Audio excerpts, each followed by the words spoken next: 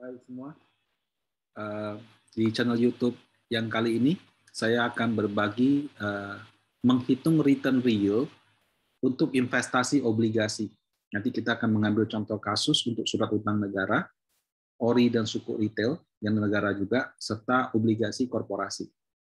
Nah, langsung saja saya sudah menyiapkan file Excel-nya yang bisa Bapak Ibu download di bagian captions. Coba aja di sini. Oke, agak besarin sedikit. Nah, ini sebetulnya adalah pengembangan lebih lanjut daripada yang saya buat kemarin. Mohon maaf. Nah, ini cuma datanya sudah saya isi untuk mempersingkat waktu. Nah, saya juga mohon maaf ya, saya ada koreksi juga di mana basis harian di video saya sebelumnya saya jelaskan menggunakan 3, yaitu actual per 365. Tapi yang benar itu kalau untuk negara actual per actual atau kodenya 1. Jadi saya minta maaf, ada kesalahan. Ya, kalau yang sudah menonton video lalu, tonton video ini yang lebih benar gitu ya. Terima kasih. Nah, misalkan kita ingin menghitung yield obligasi. Yield itu kan yield to maturity, jadi imbal hasil hingga jatuh tempo. Seolah-olah return-nya saya. Nah, dengan contoh kasus misalnya obligasi aneka industri yang kuponnya 10,5%, jatuh temponya 14 Agustus 2025, kita beli misalkan di 22 September, dengan harga misalkan 104,5, maka yield-nya sama dengan settlement, maturity, rate, price, redemption, ya, frekuensi, basis. Nah, jadi setara dengan 9,1609%. Apakah ini return yang saya terima? Tentu tidak. Ada potongan pajak 10%. Cuma pajaknya bukan dari 9,1, pajaknya dari 10,5. Nah, kemudian kalau kita belinya misalnya di bawah harga 100, misalnya saya belinya 98, sehingga saya untung 2, ya, 2 dari capital gain, kan belinya 98, itu tempo dibalikin 100. 2 ini juga kena pajak 10%. Jadi 11,18 ini juga terus terang belum memperhitungkan faktor pajak. Bisa nggak Pak? 11,18 ini saya kalikan 0,9 aja, nggak bisa. Ya, karena pajaknya tidak dihitung dari yield, tapi dari capital gain dan dari dari kupon. Nah, kalau obligasi pemerintah gimana? Ya, tinggal di copy paste aja sih, sama. Ya.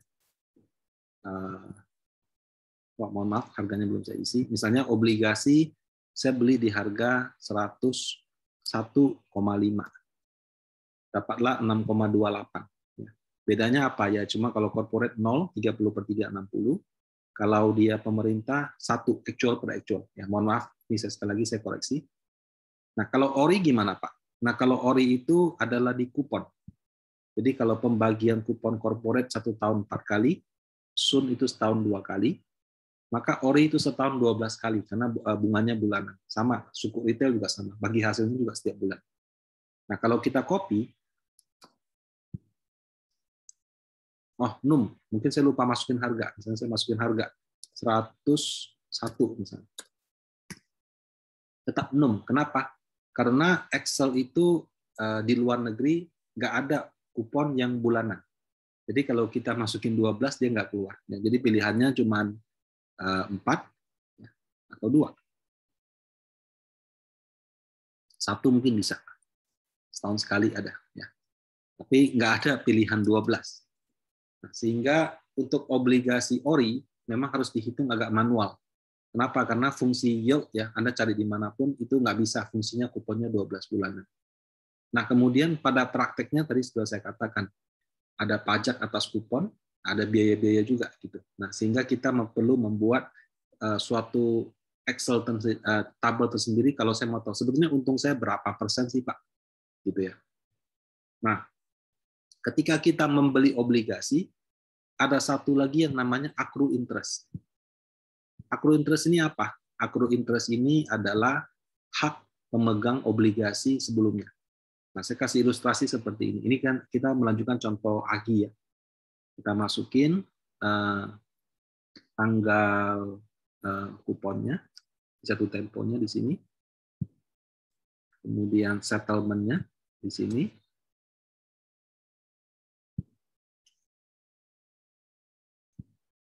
Kuponnya 10,55 di sini. Nah, penting untuk tahu tanggal kupon sebelumnya.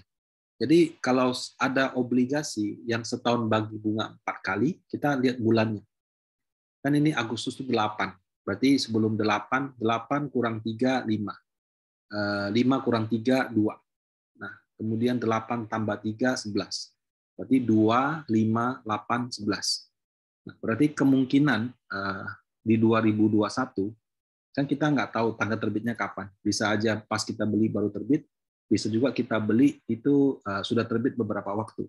Ya, jadi kalau kita tahu dia jatuh temponya Agustus, berarti kita lihat bulannya dulu. Ya, berarti kemungkinannya ya di 14 Februari 2021, kemudian 14 tambah 5 Mei 2021, 14 Agustus 2021, dan 14 November 2021. Nah, jadi kalau misalkan saya beli di 22 September, berarti di mana nih? Berarti kan setelah 14 Agustus, sebelum 14 November. Nah, kita bisa masukin tanggal 14 Agustus di sini. Misalnya kita delete. 14 Agustus ini bisa saja tanggal dia terbit pertama kali, nggak apa-apa juga. Jadi last coupon atau tanggal kupon sebelumnya, kalau dia baru terbit pertama kali di situ kita isi tanggal terbitnya. Kalau dia sudah terbit beberapa waktu, maka ini adalah tanggal kupon yang terakhir. Nah, accrued interest itu apa sih? Misalnya saya beli obligasi 22 September, kuponnya 10,55%. Berarti sebetulnya hak saya adalah 10,55% dikali dari 22 September sampai 14 Agustus. Nah, dari 22 September sampai nanti pembagian kupon yang berikutnya. Jadi pembagian kupon berikutnya tadi kan di bulan November. Saya ketik aja ulang di sini ya. Jadi pembagian kuponnya adalah di 14 Februari 21, 14 Mei 21, 14 Agustus 21, 14 21. 14 ya. 14 Mei 21. Nah, kalau saya membeli obligasi di tanggal 22 September, maka haknya saya adalah dari 22 September 2021 sampai dengan 14 November 2021. Ya, baru dikali 10,55%. Ini adalah hak investor, hak pembeli obligasi. Nah, yang menjadi masalah pada tanggal 14 November, penerbit obligasi nggak mau tahu si Rudi ini belinya dari kapan. Dia akan bayar full, ya. Dia akan bayar full jadi di tanggal 14 November 2021 itu akan dikasih bunga full ya yang dihitung dari 14 Agustus 2021 sampai 14 November 2021. Nah, sehingga haknya yang pemilik sebelumnya dari 14 Agustus sampai dengan 22 September itu harus saya kembalikan. Jadi kan saya harusnya cuma mendapat jatah dari 22 September. Kenyataannya saya juga dapat bunga dari 14 Agustus karena penerbit obligasi nggak mau tahu, dia maunya bagi semua. Jadi kita harus kembalikan itu dari 14 Agustus 2021 sampai 22 September 2021. Nah, inilah yang disebut dengan accrued interest. Jadi kalau kita membeli obligasi, jumlah uang yang kita keluarkan itu bukan harga obligasinya aja, tapi juga termasuk accrued interest jika ada. Kalau nggak mau accrued interest gimana Pak? Belinya pas tanggal 14 Mei, 14 Agustus, 14 November. Kalau Anda beli pas di tanggal segitu, Anda nggak akan ambil hak orang lain. Tapi kalau Anda belinya sehari sebelumnya, itu kembalinya repot, karena kamu dikasih full 3 bulan, kamu harus balikin 2 bulan, 29 hari. Gitu. Jadi accrued interest itu adalah seperti ini. Oke. Misalnya saya membeli obligasi senilai biar gampang 10 miliar. Oke, 10 miliar. Nah, di harga tadi saya pakai contoh 98. Ini formatnya agak berantakan, Bapak Ibu. Kalau pas dapat Excel ini diubah dulu ke format yang numbers seperti itu. 2 angka, 4 angka, terserah. Nah, berarti kan gini, saya harus menghitung dari tanggal 14 Agustus sampai dengan 22 September, gitu kan. Itu accrued interest kan yang jadi hak pemegang sebelumnya. Ya. Jadi ini 14 Agustus kita settle di sini. Maka rumusnya adalah begini. Year frac. Oke. Start date-nya adalah 14 Agustus. End date-nya adalah tanggal ini. Basisnya ngikutin. Jadi kalau corporate itu adalah 0, kalau pemerintah 1, Ori juga 1. Jadi kita pakai 0. Nah, ini ya, dikalikan nilai transaksi 10 miliar dikalikan 10,5%. Nah, ini kalau saya ubah jadi angka 111.361. Nah, artinya ketika saya membeli obligasi ini harga 98, maka saya harus membayar 98. Ini kan persen ya, bagi 100 dulu. Dikalikan nilai transaksi ditambah ini. Nah, jumlah uang yang harus Bapak Ibu keluarkan ketika membeli obligasi ini adalah senilai ini 999.111 ini. Ya, ini bukan harga, ini adalah accrued interest. Kalau nggak mau repot, nggak mau ada beginiannya, ya kita belinya misalkan di 14 November. Jadi kalau kita beli pas 14 November, ya 14 November 2021, kita settle-nya juga 14 November 2021, accrued interest-nya 0. Jadi kita beli pas kuponnya udah dibagi. Tapi kalau kita beli sebelum atau sesudah, ya, kayak contoh di atas, berarti ada yang harus kita bayarkan. Jadi jumlah uang yang kita keluarkan itu segini. Oke, kalau ada yang kurang jelas nanti tanyakan di komen aja ya. Nah, setelah ini, selanjutnya kita perlu membuat kolom ya untuk mengetahui return real-nya. Jadi di sini kan tadi tanggalnya kita isi dengan pertama tanggal settle. Kita beli obligasi di sini. Kemudian tanggal berikutnya adalah pembagian kupon.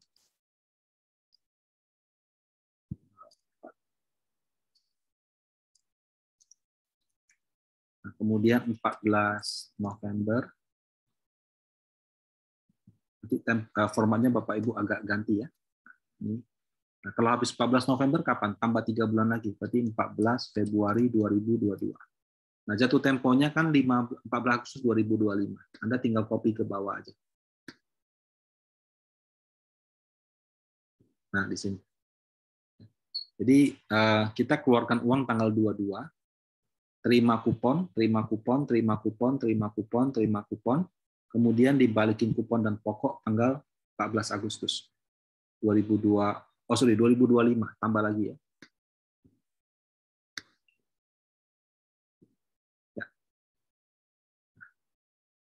Di sini saya sudah isi ya, ada net cash flow ini yang harus kita cari. Nah, pertama-tama kita kan mengeluarkan uang untuk membeli obligasi ini. Uang kita keluarkan berapa? Segini. Berarti saya isi segini. Oke. Ya. Jadi kita mengeluarkan 9,9 miliar. Karena saya beli di harga 98, saya keluarkan uang 98% kali 10M plus 111 juta ini.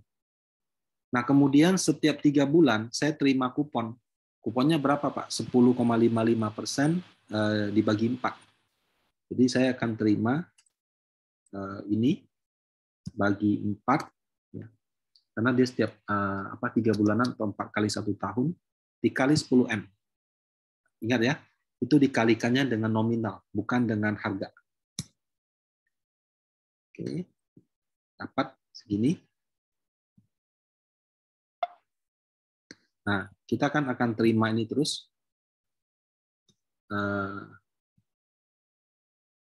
Saya copy ya ke bawah.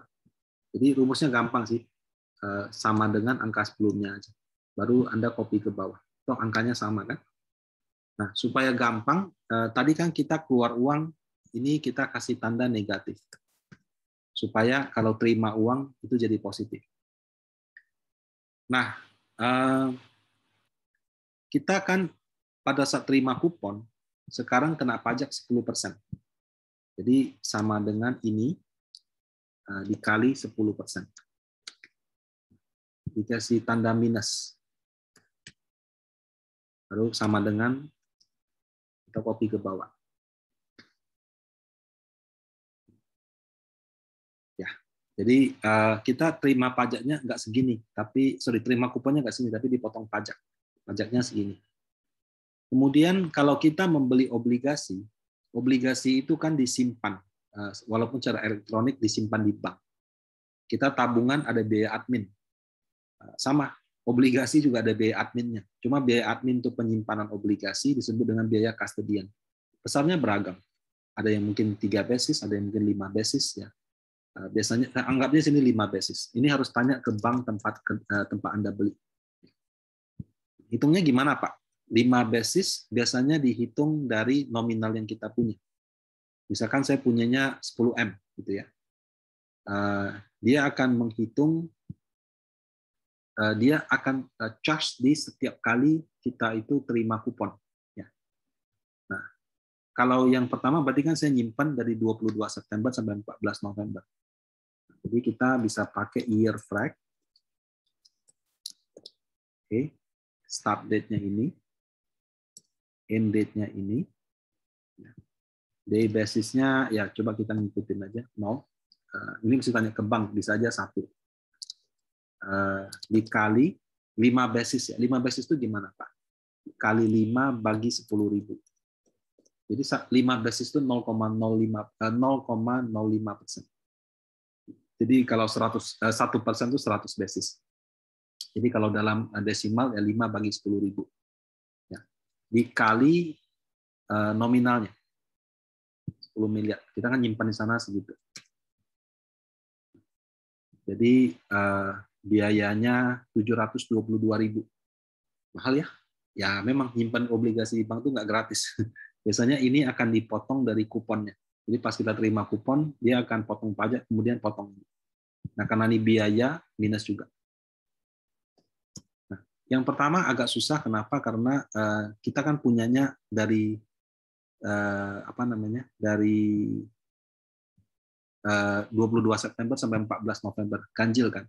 Nah kalau ini kan sudah pas 3 bulan. Jadi kalau ini lebih gampang, sama dengan 5 bagi 10.000, 5 basis ya. Biasanya itu per tahun, bagi 4, karena kan kita setiap 3 bulan, jadi kan ada 4 kali, dikali 10M. Nah kalau ini udah sama, kita tambahin tanda minus. Nah, ini disamain aja. Jadi pada saat Anda menerima kupon obligasi, biasanya akan dipotong pajak dan dipotong biaya custodian. Nah, kemudian capital gain, capital loss. Saya kan beli obligasinya di harga 98. Dikembalikan di 100. Berarti untung 2 dong. Kalau 10 miliar, untung 2%, berarti kan saya untung 2% berarti 200 juta. Ya. Kan belinya di harga 98, jatuh tempo 100. Berarti kan saya untung 2. Untungnya pas kapan? Pas jatuh tempo. Berarti saya 2%, ya. Dapat dari mana? Kan beli 98, kembalikan 100. Dikali 10M. Nah, itu keuntungan saya. Nah, atas keuntungan ini, Bapak Ibu, dikenain pajak 10%. Jadi 10% dikalikan ini, kemudian saya kasih negatif. Nah, kemudian pada saat jatuh tempo, kan kita itu dibalikin full semuanya, 10 miliar.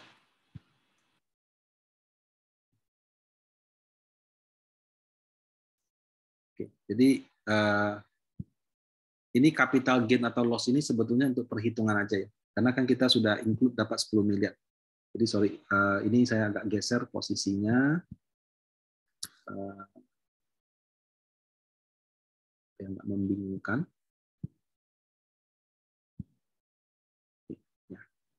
Nah, ini sekali lagi nggak masuk dalam perhitungan ya. Ini cuma untuk informasi aja. Saya kasih tanda merah.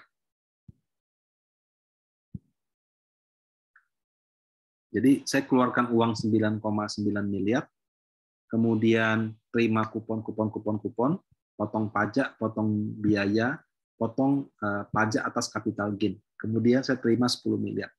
Nah, sehingga net cash flow saya adalah sum sampai di sini. Ingat ya, yang capital gain loss-nya itu kita nggak usah dijumlahkan.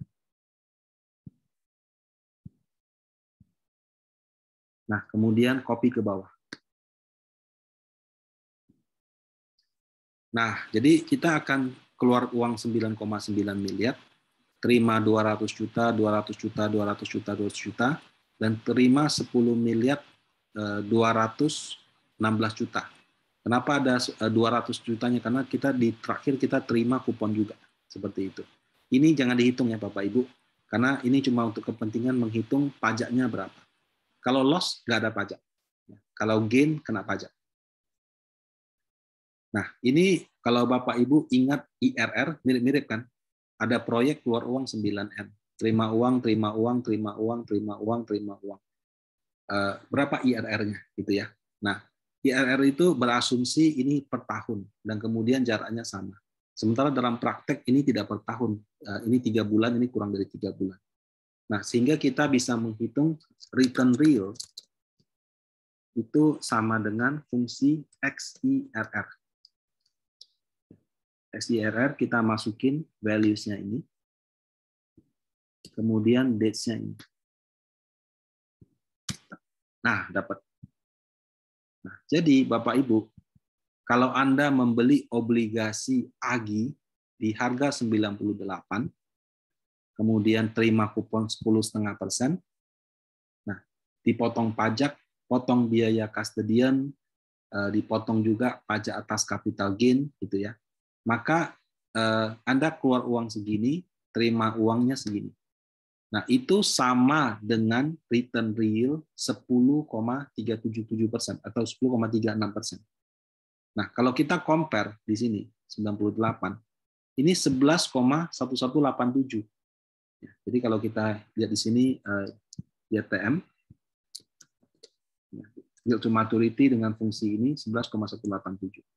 Nah, kalau kita kali 0,9, anggap kena pajak 10%, 10,06. Tetap nggak sama. Itu bukan return yang Anda terima. Return yang Anda terima adalah 10,36%. Ya. Jadi dalam membuat simulasi, ya yield ini biasanya untuk lihat harganya wajar apa tidak. Tapi kalau mau tahu berapa return yang sebenarnya Anda terima, maka Anda harus membuat tabel seperti ini. Ini berlaku juga untuk ORI, Bapak Ibu. Kalau untuk ORI berarti tanggalnya tanggal transaksi, ininya bulanan. Jadi kolomnya lebih panjang, karena kalau ini kan bulanan berarti 36 bulan kalau 3 tahun. Jadi Anda harus membuat sampai 36 bulan, misalnya ORI-nya 3 tahun. Baru Anda membuat simulasi cash flow seperti ini. Nah, jadi dengan XIRR ini, Anda bisa menghitung berapa besarnya return real obligasi. Nah, ingat, dalam menghitung return real, ada namanya accrue interest. Jadi ketika Anda membeli obligasi, uang yang Anda keluarkan bukan harga dikali nominal, tapi harga kali nominal plus accrue interest. Sama juga ketika kita jual obligasi, kita terimanya bukan sekedar harga, kita terimanya harga jual kita plus accrue interest yang menjadi hak kita. Nah, hitung-hitungannya caranya seperti itu. Jadi tanggal kupon terakhirnya kapan, kamu jualnya kapan, di prorate, ya, di prorate dibayarkan. Nah, kalau jual pun sama. Ketika kita terima accrued interest itu juga kena pajak. Jadi seperti ini cara menghitung return real. Ya. Saya tambahkan lagi yang ori ya. Mudah-mudahan videonya jadi nggak terlalu panjang, tapi saya cepat aja. Jadi untuk ori yang seperti ini, nah ini kan nggak bisa dihitung ya, karena dia nggak ada 12 kan. Kita buat di sini contoh ya. Kalau ori di bawah,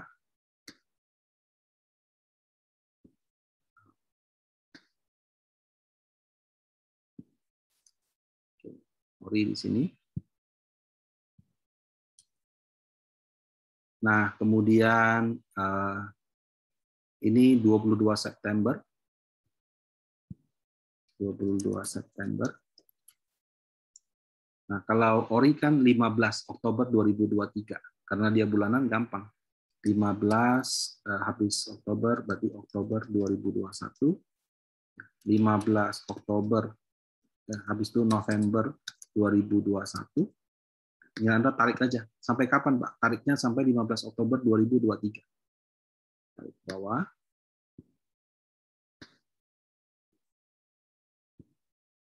Sampai dengan 15 Oktober 2023. Oke. Jadi agak panjang ya. Apa? Nah, kemudian kita hitung net cash flow-nya dulu. Ya. Kita pakai data ini persis. Nah, ori, misalnya kuponnya 5,7.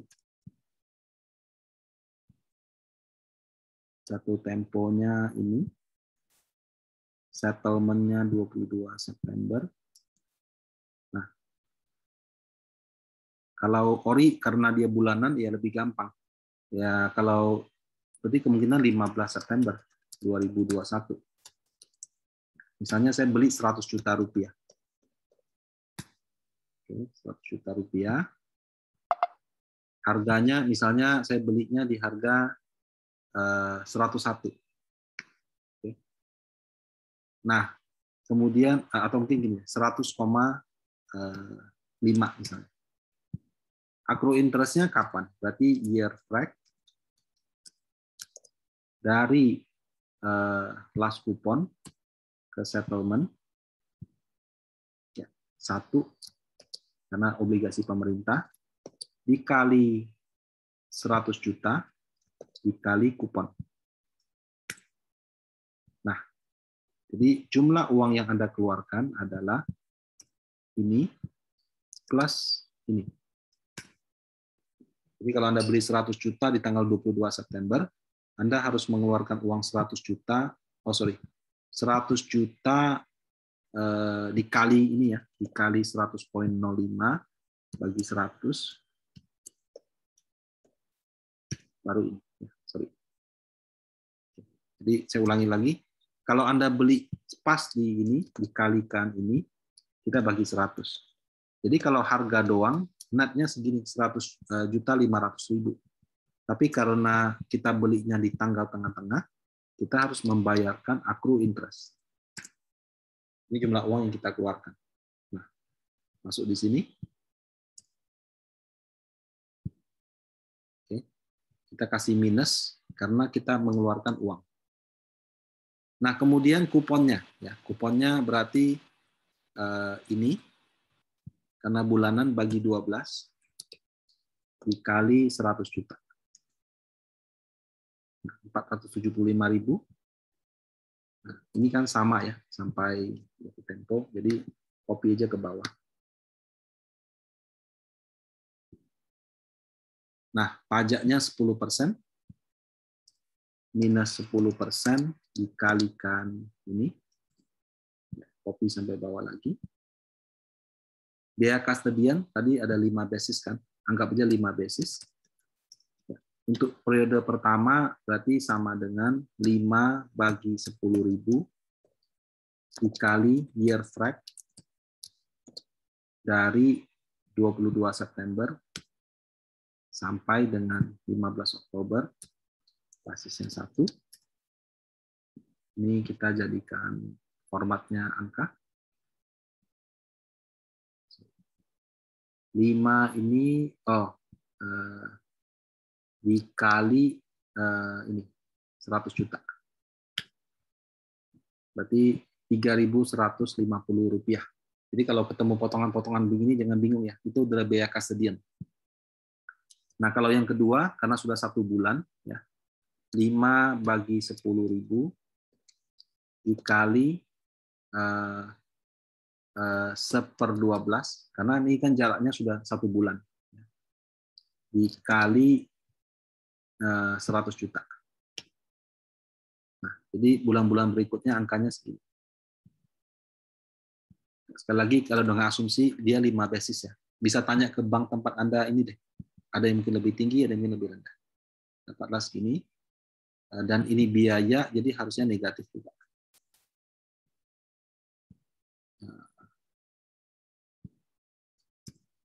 Jadi negatif juga. Kenapa? Ini biaya kan. Jadi kita terima uang positif, keluar uang negatif. Nah, kemudian kita kan beli di harga 100.05. Berarti actually kita rugi dong ya. Benar nggak? Jadi kita bukan untung, kita rugi kan. Jadi capital loss dong. Karena saya beli di harga 100 juta, saya keluar uang 100.500.000, tapi dibalikin 100 juta. Berarti kan saya rugi di sini adalah ruginya ya. Di sini capital gain atau loss adalah, ini capital loss ya.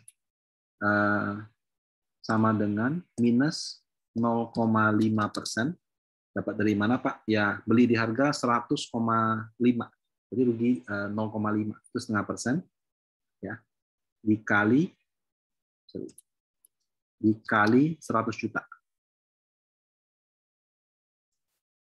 Oke. Jadi saya practically rugi 500.000. Bisa nggak sih Pak 500.000 ini saya kompensasi balik gitu ya? Bisa Bapak Ibu ya.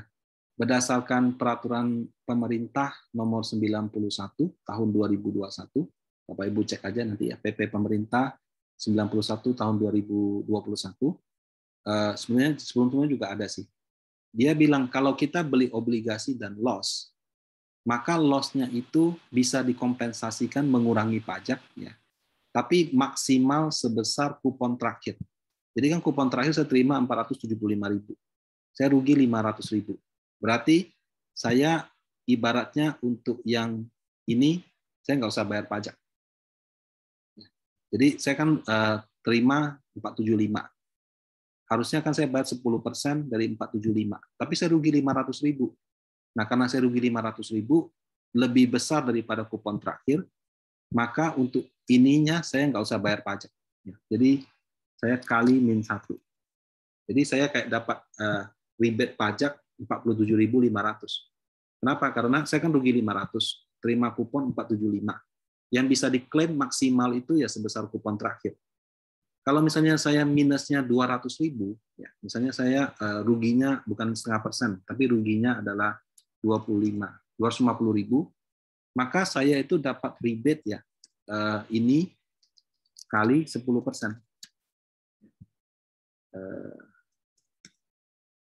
Jadi ibaratnya atas 250.000 ini saya dibebaskan bayar pajak. Jadi saya dapat tax rebate 25.000. Yang hitung nanti bank, bukan Anda yang hitung. Ya, jadi seperti itu. Tapi kalau misalnya kerugian kita lebih tinggi daripada kupon terakhir, maka yang bisa diklaim ya sebesar kupon terakhir. Jadi kalau di sini kupon terakhirnya saya bayar pajak 10%, ya ininya jadi dikembalikan. Seperti itu. Ya. Nah, memang agak rumit tapi begitulah. Nah, kalau kita sudah dapat cash flow-nya semua, ingat yang terakhir ini kita nggak jumlahkan ya. Kita cuma sampai di sini. Pajak atas capital gain atau loss ya di sini.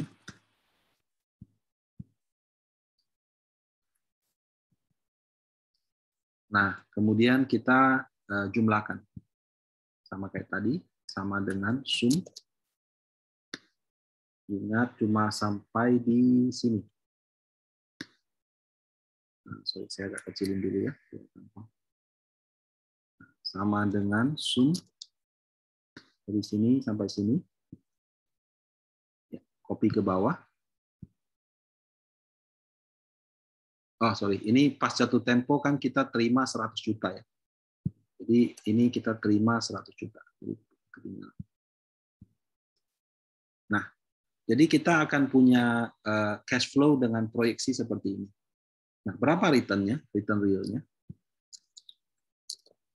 Ya, langsung aja sama dengan XIRR. Ini kita tarik sampai sini. Ini untuk values-nya. Kemudian dates-nya ini.